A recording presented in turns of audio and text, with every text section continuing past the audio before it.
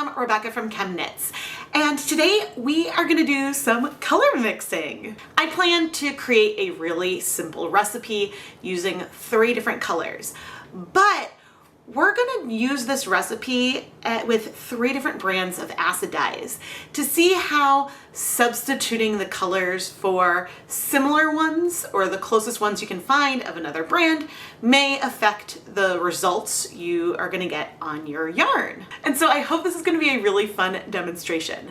Now, before I go show you the colors I pulled, I want to give a huge thank you to today's sponsor. Today's video is sponsored by a true color expert, Alana Wilcox, and her masterclass, Color Alchemy, the Science of Color and Art of Dyeing. This is a masterclass that will help you understand color theory and how to mix your dyes to get the colors you want without using as much trial and error. You can take the class from the comfort of your own home over 4 live Zoom sessions with Alana. These 4 sessions will cover color theory and how to create a step-by-step plan to go from an inspiration photo to a custom color palette. You'll learn about organization and record keeping, so that way you can have reproducible results in the future. Alana will give you dye formulas that will help you go from a digital color to the color you want on yarn. And the masterclass will also cover troubleshooting techniques, so that way you can understand how to adjust your recipes to, again, get that perfect color that you want. The Zoom sessions are recorded, so that way you can go back and re-watch segments for a refresher. And there also is a Discord group for active masterclass participants and an alumni group, so that way you have access to the other participants and Alana if you have questions for troubleshooting. Masterclass participants get some fun goodies, including Alana's book, Color Alchemy from Digital to Dye, and it's an exclusive access to this book, and the book will accompany the course. Alana teaches 3 sessions a year, and registration for the winter session that begins on November 4th is open now through October 11th. Alana's website will be linked down in the video description, and I recommend that you check it out for more details about the masterclass and when the next registration window will open up. I have not taken the masterclass myself, but I have taken another one of Alana's online courses, the Digital Dye Notebook, and I find her to be a really amazing instructor and explainer, and she truly is a master with color theory. I've also tried using one of her digital color matching recipes in the past and got fantastic results. But you don't need to just take it from me. If you go to her website, there are glowing reviews from past participants, and I know some of you watching right now are among the alumni. Alana will help you get an understanding of color theory, and so that way you can anticipate the results you'll get when you mix 2 colors together, so then you can control things to get the colors that you want. Rather than saying, for example, a green is half blue, half yellow without understanding why. The Color Alchemy Masterclass doesn't focus on a particular brand of dye, even though there may be some recommended colors that you pick up. But it will help you for making substitutions and maybe how to adjust your recipes, which is quite related to our video today. Alana, thank you so much for sponsoring today's video. And now let's go take a look at those dye colors that I pulled. Here are the 9 colors we're going to be playing with today from 3 different brands. From Dharma Acid Dyes, we have Brilliant Yellow, Deep Magenta, and Peacock Blue. All 3 of these are primary colors. Actually, I think everything here on the table is a primary color. From Jacquard Acid Dyes, we have Bright Yellow, Pink, and Brilliant Blue. And then from Greener Shades Acid Dyes, we have Sunshine Yellow, River Blue, and they don't have a pink in their collection. They have 2 reds. And so I picked Ruby Red because that is the pinker of the 2 reds. Now, I hypothesized off the bat that the Jacquard and Dharma colors will be a little bit closer, and I think that the Greener Shades color will be a little bit more different just because we have a red versus a pink. But I also have a feeling that the intensity between Jacquard Pink and Deep Magenta might be fairly different, so we'll see what colors we end up with. I did play around a little bit with some digital color mixing, pulling reds or different pinks at different intensities and seeing how this 2 parts pink, 1 part blue, 1 part yellow might vary. And so maybe the colors that we're gonna get will be within this range, maybe not, but we'll just have to see where we end up. Let's go mix the colors. So now I'm gonna go put on my deluxe rubber respirator mask, safety glasses, and gloves so we can mix up our colors. I decided that I wanted to do a ratio of 2 to 1 to 1 for our recipe, where we have 2 parts of our pink/red, 1 part blue, and 1 part yellow.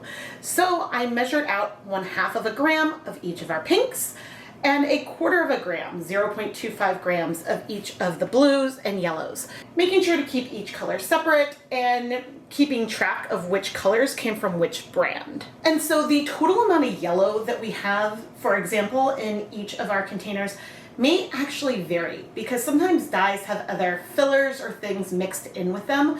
And so even if it is the exact same pigment, one of the dyes could be more intense than one of the others. And this is something that maybe you can only figure out by playing with the colors yourselves.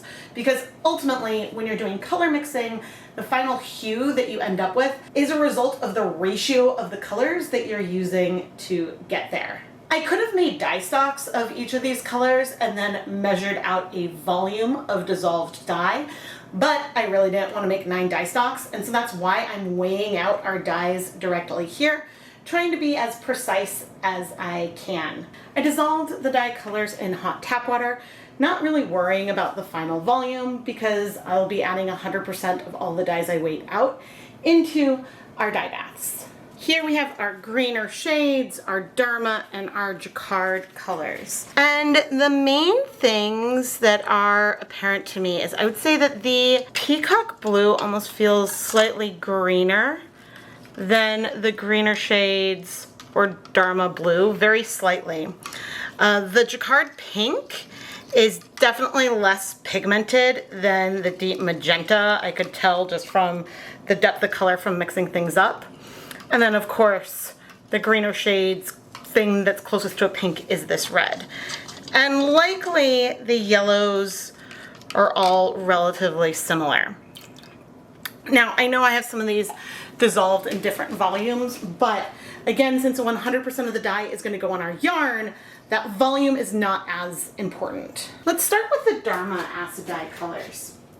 Now, I have played around with the Dharma dyes probably more than any of these other brands I'm using today, but I don't think I've done a mix specifically of these 3 colors, or at least not my triad color mixing exercise. Okay, that's our yellow. Here is our blue. And now finally, our deep magenta, which is the biggest proportion of our colors here today. Ooh. This color looks like a lovely, like, maroon. It's actually really, really pretty. The color and how purple or brown it might lean really will depend a lot on the total proportion of all the colors and the intensity of this red tone. Now, I haven't added any acid to our dye bath yet, but we have stirred it up and we're still cold. So I'm gonna come over with 200 grams of Knit Picks Swish DK yarn. This yarn is 100% superwash merino wool, and I am adding it to the dye bath and we are stirring it up. I pre-soaked the yarn for a couple of hours without any additional acid. Now, the reason why I'm moving things around so much is that our goal is to have a little bit more even coverage. It doesn't have to be perfect. And my hope is to avoid some color breaking, but we might see breaking with some of these colors. Color breaking is when you see colors that you mix separate into different hues, and that tends to happen if one of the colors strikes the yarn faster than some of the others. But anyway, I'm gonna let this sit for, I think, let's go ahead and let it sit for 15 minutes before we come and add acid.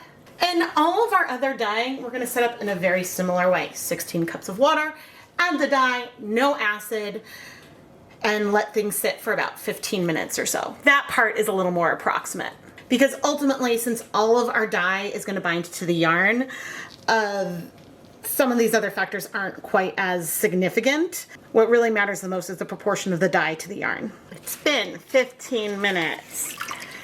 I'm going to stir our yarn again. Okay, and now I'm going to come over and add 4 tablespoons, 1, 2, 3, 4 of white vinegar, and immediately stir things up. You conceivably may want to set the yarn aside while you do this, but I haven't found it to make a huge difference. And if you want even more even color coverage, then you can have a bigger volume of water in here. But I'm going to turn on the heat now.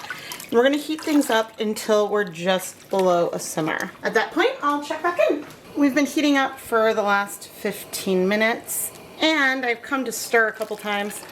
Almost all of the color is in the yarn. So I'm going to go ahead and heat for 30 minutes, and then we can remove the yarn. Been 30 minutes. I'm going to turn off the heat, and we can remove our yarn. Our dye bath looks clear, which is wonderful. So I'm gonna go set this aside to cool so we can wash it. Let's use my 8-quart pot for the Jacquard color. Once again, we're starting with 16 cups of tap water with no additional acid. My tap water is slightly acidic, so I do see some colors start to bind to yarn without adding any acid. Let's do our blue next. Now, I know from experience that brilliant blue can strike to yarn a little bit quickly, and so it can break with this particular yellow. That gives us a nice green. And now we're coming over with 1/2 gram of the Jacquard pink. Oh, wow. I started with Jacquard after Dharma expecting them to be very similar, but they're really not. Oh man, this is a green. This is a very dramatic difference. I am bringing over our 200 grams of Swish DK yarn now, and this is just so nothing like the last color. This is so funny. Once again, I want to carefully raise and lower the yarn. Now, when I was trying to pick an equivalent color to deep magenta for Jacquard, I struggled a little bit. They have a newer magenta color, which maybe would have been a better fit, but the other primary besides pink is the hot fuchsia, which is fluorescent, and that isn't really equivalent to deep magenta from Dharma. The hot fuchsia would be equivalent to fluorescent fuchsia. And so I was trying to still stick in a primary range, but have the colors be similar. So anyway, this is very, very dramatic. Now, one thing I can say here is that if our goal was to try to create the same color, immediately we know this is wrong. Immediately we know we need to add a lot more pink. And actually, since I'm not sure, I'm gonna pull up my crude swatches of my pink dyes because I'm curious how similar in hue Jacquard pink is to deep magenta. And maybe that's something we'll talk more about in the conclusions. But anyway, I'm also gonna let this sit for 15 minutes. Oh my gosh. I'm gonna go do an instant replay to make sure I measured out 1/2 gram. Instant replay check. I did measure out 1/2 gram of the pink, but you can tell even just looking at the powder that this pink is more of a pre-mixed pastel versus a saturated color. So again, I have no idea if it's the same pigment, but immediately I would use way more of that pink dye. You know, maybe I would use at least 2 to 3 grams. I don't know. But this shocked me. Anyway, let's wait 15 minutes. But I will add add, this is why, if you've never used any of these dyes before, if you're looking at a recipe that maybe I've done in a video and you want to try that for yourself and use those same proportions but with a different brand, picking colors that are all primaries that should give you a similar result may not because of the intensity of one of the pigments. And I mean, this is why we're doing this exercise. I just didn't expect it to be so dramatic. It's been about 15 minutes. And I am gonna raise and lower to stir things up just a bit. And I'm gonna come over with 4 tablespoons, 1, 2, 3, 4 of white vinegar. Once again, we're gonna stir things up. Sometimes the addition of acid, you might see some colors quickly soak up. So that's why I'm trying to stir a lot right now. And in fact, it does look like the liquid is getting a little bit more yellow from where it was before. But now I'm gonna turn on the heat, and the goal is to bring it to just a little boil. And so then we'll come back. But I think we're gonna need to try the Jacquard again with another color, with another pink. We've been heating up for about 15 minutes and the water looks clear here. That's okay. I'm gonna go ahead and heat for 30 minutes and I'll reduce the heat if it gets a little too vigorous. 30 minutes are up. I'm gonna turn off the heat and we'll remove this yarn to set it aside to cool so we can wash it. And I'm definitely not gonna wash, well, I don't think I'm gonna wash all the yarn on camera, but we'll compare all of it once it's dry. I had to try this again. I know Magenta, Jacquard Magenta is not a primary, but I measured out the bright yellow, brilliant blue at 1/4 gram each, and then 1/2 gram of Jacquard's Magenta dye, and set up a dye bath just as I had before with 16 cups of water, our dye, letting 200 grams of Swish DK soak for around 15 minutes, and then adding our acid, heating things up until all of the color had absorbed.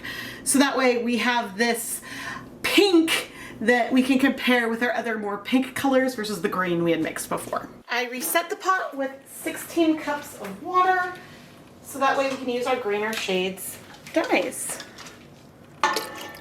And everything, once again, is cool, and there is no additional acid in here.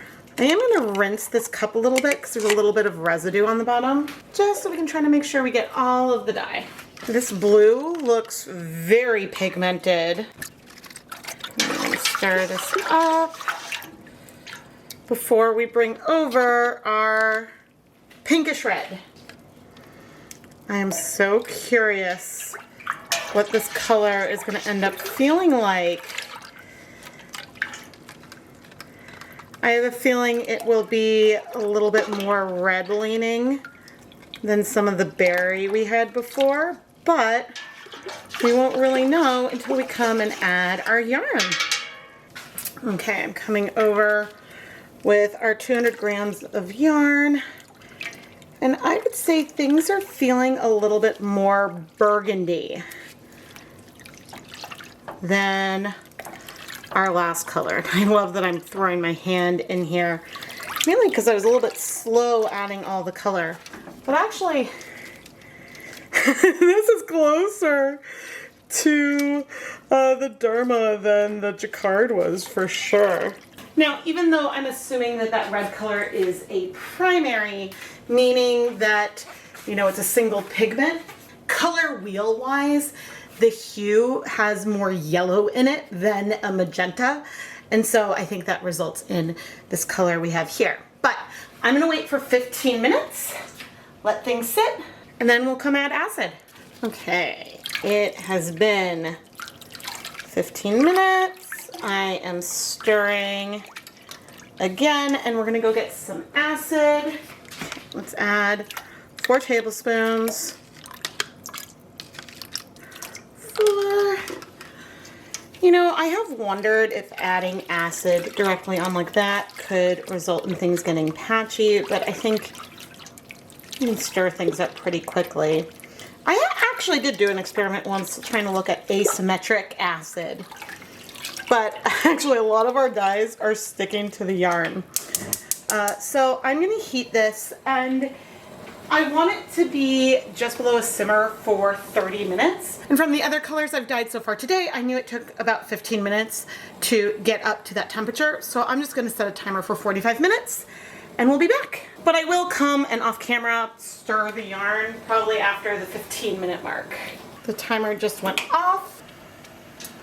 And now I am going to remove the yarn and we'll set it aside to cool. I would say that there is a hint of something color-wise left in the dye bath.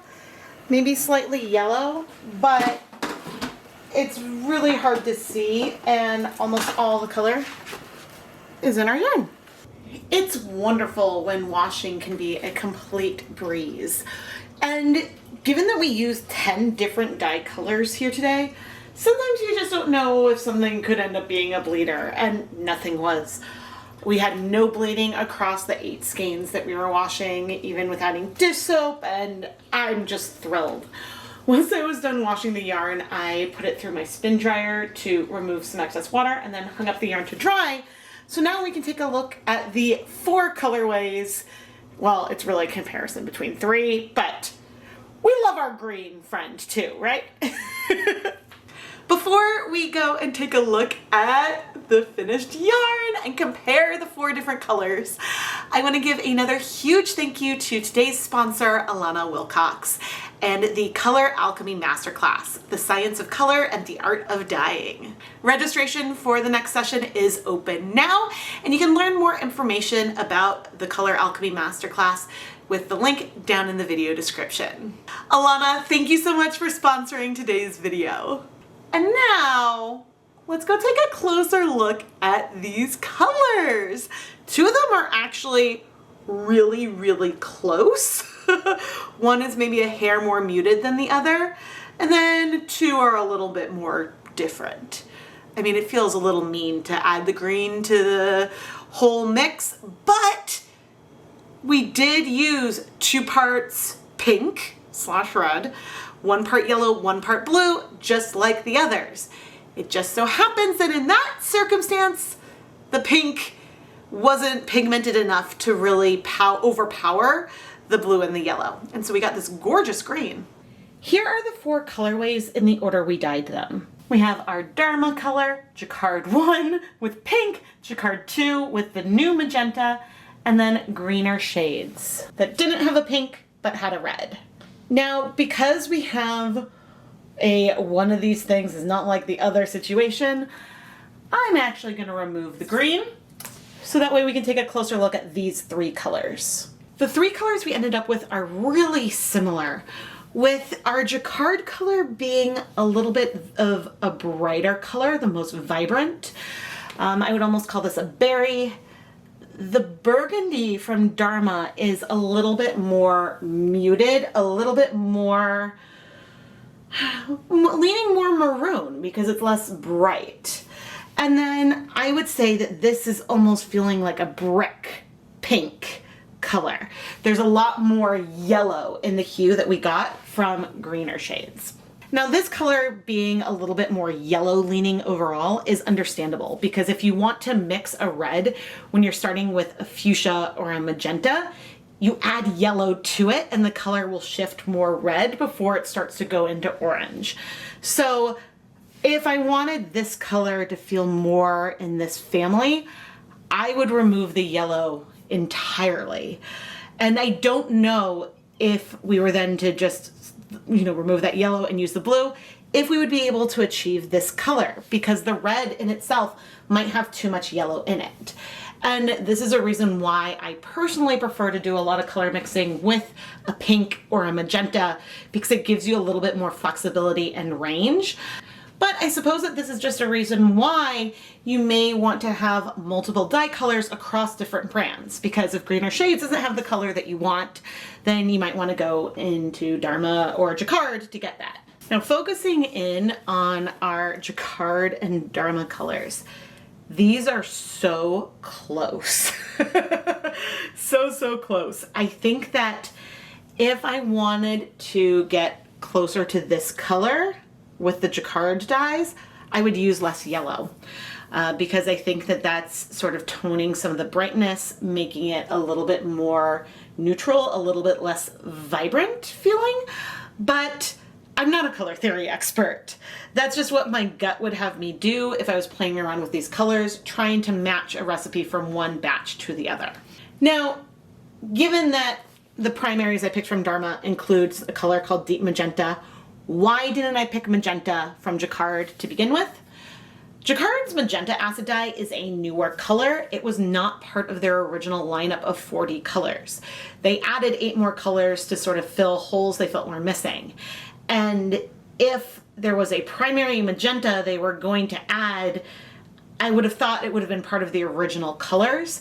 And so I didn't pick it because, I mean, I'm honestly not sure if it is a primary or not, but I didn't pick it because it wasn't part of the original lineup, and I was trying to work with a more limited color palette, imagining that you might have primaries of different brands. Now, clearly, it was a better choice because it got us 2 colors that are closer together, and that pink, it wasn't good enough. I just knew that if I was going to use hot fuchsia as my primary from Jacquard, then instead of using deep magenta, I should be using fluorescent fuchsia from Dharma. And so I didn't want to use those fluorescent colors for this project because I knew those would be very different from anything Greener Shades had to offer. So anyway, I think though that hot fuchsia would have been a better choice than pink. I think we can all agree that. Here we have all of our colors. Now, things aren't true solids. There is tonal variation, not just of tone, but a little bit of breaking, I would say, with the hues as well, which can happen when you mix different pigments together. But I love little elements like that and what that brings to hand-dyed yarn. And so I'm really happy with these colors we got today. And I really hope that this gives you something to think about, that even if 2 dyes have the same name or a really similar name and look like the same color, they may not be 100% dupes for one another because one might be more pigmented than the other. And so if you have recipes that are all done with one dye, you might need to shift it a bit when you are going with a dye of another brand. Or even if you have a new batch of the same dye, sometimes there are some differences, as we've seen in other videos. So those are just some things to keep in mind as you are playing with color. I am Rebecca from ChemKnits, and I love to dye yarn. And I share my yarn dyeing adventures here on YouTube twice a week, and well, we have a lot of fun. Most of the times the videos are pre-filmed and edited, so it's a little bit more concise, but I also like to dye yarn in live streams. And so if you have those notifications on, if you smash that bell, then YouTube can let you know when I start a live stream, so that way you can come and ask your questions and interact with the dyeing process in real time. However, I do also try to read as many of the comments as I can, so if there's something that you would love to see me dye up in the future, please let me know down below. Thank you so much for watching.